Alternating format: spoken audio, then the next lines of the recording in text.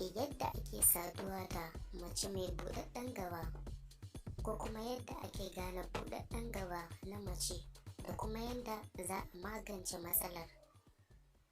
Kafin mu shiga daga ciki, muna roƙon ku danna mana subscribe, sannan ku danna liking domin ba mu ƙwarin gwiwan kawo muku darussa da suka shafi jima'i. A yau sabon darasinmu shine yadda ake gane buɗaɗɗen gaba na mace da kuma yadda za a magance matsalar. Yanayin halittar farji tamkar robar danƙo ce wacce za ta iya buɗewa idan aka yi mata talala. Haka kuma za ta iya komawa ta haɗe, wato ta tsuke bayan buɗewa. Tsokokin bangon farji masu motsi ne, kuma za su iya tsukewa ko buɗewa idan mace ta yi yunƙurin ta yi hakan, wato idan ta motsa su ko matse su ta ciki. Buɗaɗɗen farji loose vagina ko buɗaɗɗiyar farji vaginal looseness wani yanayi ne da ke shafar mata da yawa, musamman lokacin juna biyu da kuma bayan haihuwa, inda farji ke canza yanayin halittarsa ya ƙara girma, wato ya zama buɗaɗɗen wuri.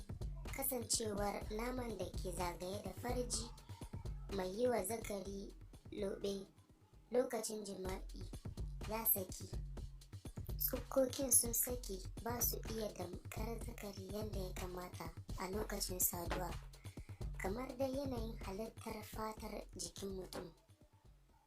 Wasu mutanen fatar suna da tauri kamar roba, mara sauƙin buɗewa idan aka jata. Wasu kuma fatar su na da laushi da sauƙin yin talala idan aka jata. Kusan haka ita ma halittar gaban mace take. Wurin haihuwa, jinjirin na iya fitowa ne ta farji, inda wurin ke buɗewa sosai domin jinjiri ya fito. Bayan wani lokaci da haihuwa, farji na komawa ya tsuke. Duk da haka, farji ba zai taɓa komawa ba kamar yadda yake a da, ko kamar na macen da bata taɓa haihuwa ba ko budurwa. Ko da kau an bi hanyoyin magani, farji zai zamanto ya ƙara girma kaɗan ko da yawa. Yanda za a yi ki gane cewa ko kina da buɗaɗɗen gaba. Na ɗaya, mafi yawan mata masu fama da matsalar buɗaɗɗen gaba na fama da matsalar rashin riƙe fitsari, wato ɗigar fitsari. Ɗigar fitsarin za ta iya faruwa a lokacin da kika ɗauki wani abu mai nauyi, ko lokacin da kika yi dariya, tari ko atishawa. Wannan alama ce na cewa mace na da buɗaɗɗen gaba. Yawan shekaru, yawan haihuwa, yawan jima'i, tiyatar likita, ƙarin ƙofa, ko wani rauni a gaban mace, ko tsayawar al'ada saboda ƙarancin sinadarin estrogen na iya sanya raunin tsokokin farji, wanda daga ƙarshe zai iya haddasa buɗewar tsokokin bangon farji masu matsa zakari.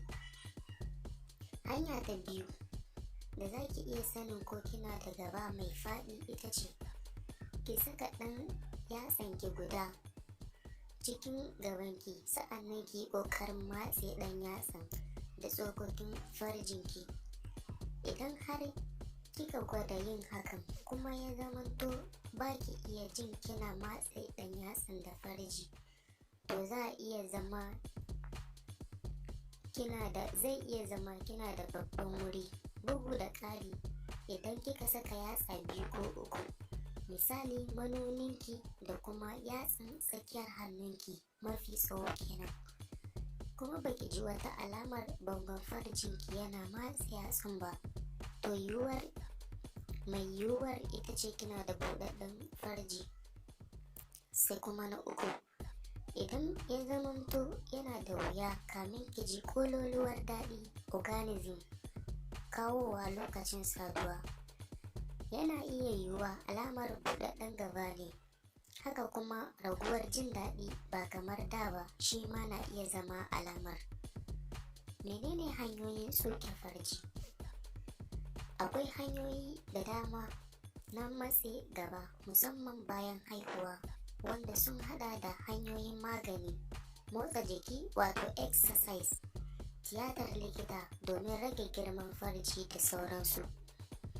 Wasu hanyoyin na da illa ga lafiya, wasu kuma hanyoyin ba sa da wata matsala ko haɗari, kamar da yadda likitoci ke bayani. Wasu daga cikin hanyoyin: na ɗaya, motsa jiki.